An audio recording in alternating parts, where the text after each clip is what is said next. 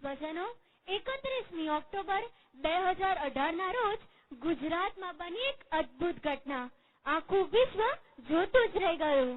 એ ઘટના છે statue of યુનિટીના લોકાર્પણની. તત્કાલીન મુખ્યમંત્રી તથા હાલના ભારતના વડાપ્રધાન શ્રી નરેન્દ્રભાઈ મોદીના હસ્તે અખંડ ભારતના નિર્માતા સરદાર પટેલનું 183 મીટર ઊંચું સ્ટેચ્યુ વિશ્વના નાગરિકોને અર્પણ કરાયું. સ્વજનો, આ સ્ટેચ્યુને નામ અપાયું સ્ટેચ્યુ ઓફ યુનિટી. કારણ, ભારત પાકિસ્તાનના વિભાજન સમયે અંગ્રેજોની મેલી મુરાદને પારખી ગયેલ સરદાર પટેલે ભારતના 562 રજવાડાને એક કરી અખંડ ભારત બનાવ્યું. આપ સૌ ભાવકો સમક્ષ દરેક ઋતુમાં અડીખમ રહી શકે તેવા સ્ટેચ્યુ ઓફ યુનિટીની વાત લઈને આવી રહ્યા છે ધોરણ 3 થી 8ના બાળ કલાકારો. તો આપ સૌ સમક્ષ રજૂ કરીએ છીએ સરદાર અખંડ ભારતના નિર્માતા. सरदार वल्लभ भाई पटेल देश के एक ऐसे नेता थे जिन्हें भारत कभी भुला नहीं पाएगा. उनके बिना आज के भारत की कल्पना करना ही नामुमकिन है. उनकी दूरअंदेशी और राष्ट्र प्रेम हमें सदा प्रेरणा देते रहेंगे और हम उन्हें गर्व से सरदार कहते रहेंगे. सरदार सरदार सरदार तू सरदार कहलाता. सरदार भारत गणराज्य जनेता अखंड भारत निर्माता. हो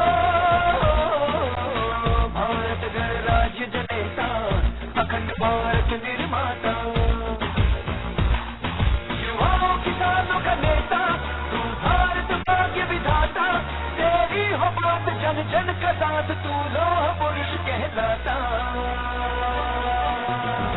सरदार वल्लभ भाई पटेल. सरदार वल्लभ भाई पटेल. सरदार वल्लभ भाई पटेल तू सरदार कहलाता.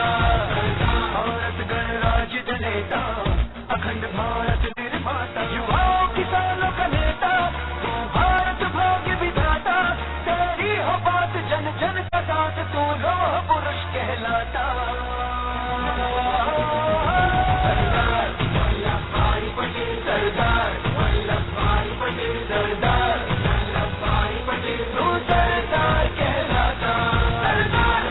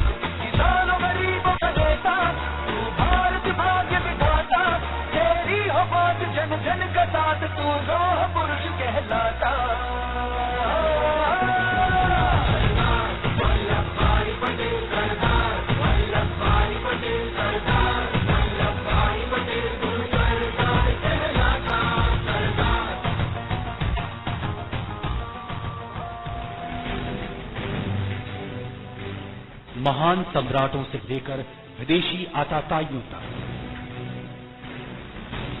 विस्तारवाद से लेकर साम्राज्यवाद तक इस देश ने सब कुछ झेला और देखा.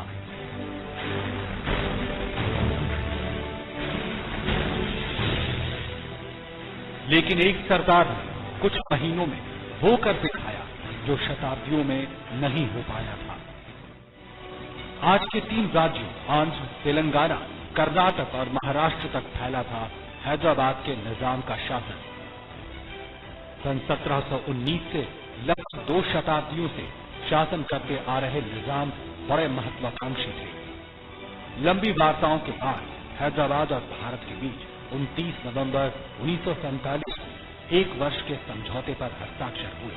उस समय के गृह मंत्री और रियासत मामलों के मंत्री सरदार ने आशा जताई कि जल्दी ही हैदराबाद रियासत दूसरे रियासतों की तरह भारत का हिस्सा हो जाएगा। लेकिन निजाम और उसकी बर्बर निजी सेना रजाकरों के इरादे कुछ और थे। मैंने सुना है आपका जो सेक्रेटरी है वो गुजराती है।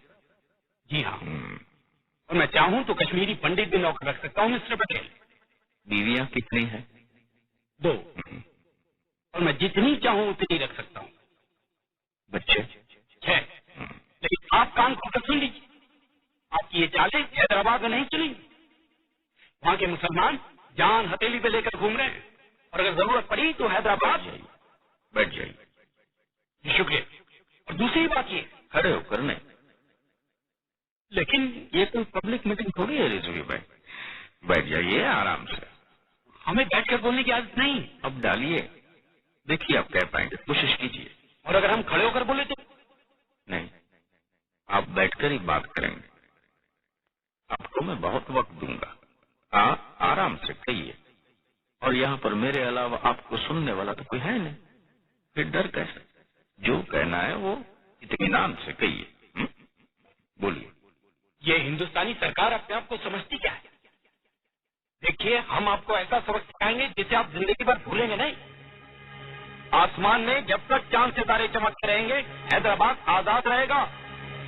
दुनिया की कोई भी ताकत हमारा कुछ नहीं बिगाड़ सकती है। और निजाम साहब की बात और है, वो खुदा के वली, उनके लिए हम अपनी जान दे सकते हैं। हिंदुस्तानी फौजों को हैदराबाद में दाखिल होने से पहले उन्हें हमारी लाशों के ऊपर से गुजरना होगा। और इस गलतफहमी में मत रहिए कि मरने वालों में सिर्फ हम ही हूं। 1,40,00,000 हिंदुओं को इससे पहले मरना होगा। बोल लिया। आपने कहा कि आप 1,40,00,000 हिंदुओं को मरवा देंगे। हाँ, अगर हमें मजबूर किया गया तो। अच्छा, उस वक्त हम क्या कर रहे होंगे? हमें क्या मालूम? तो मालूम हो जाना चाहिए। आप सोचिए, हम क्या क्या कर सकते हैं। आप हमें धमकी दे रहे हैं? आप हमें जबरदस्ती रोक नहीं सकते हैं? अरे कौन रोक रहा है? और वैसे भी कल सुबह हवाई जहाज से आप हैदराबाद रवाना कर ही दिए जाओगे। और मुझे उम्मीद है कि आप सही सलामती पहुंचोगे। आपके निजाम को मेरा सलाम कहना, और कहना कि मैं चाहता हूं कि उनकी और उनके परिवार की सेहत अच्छी रहे। और ये भी कहना कि जब कभी वो अपनी प्रजा को नुकसान पहुंचाने के बारे में सोचे, तब वो अपने बारे में भी सोच लें।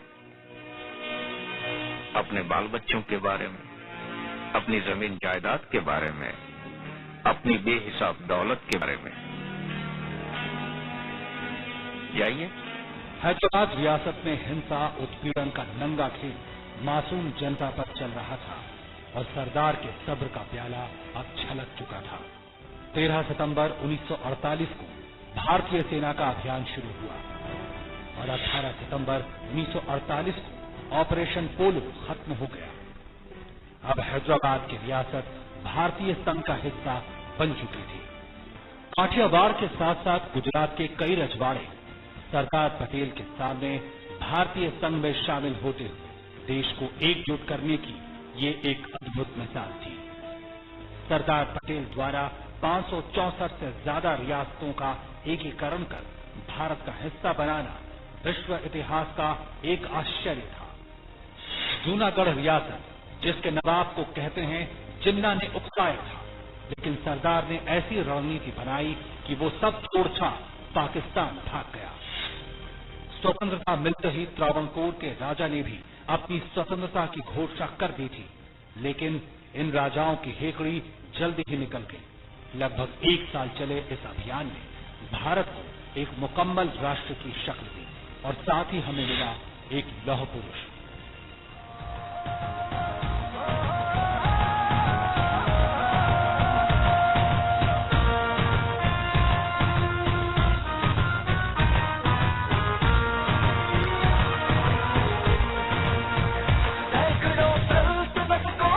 मिलाकर देश बनाया, राजा रजवाड़ों ने भी अपना बलिदान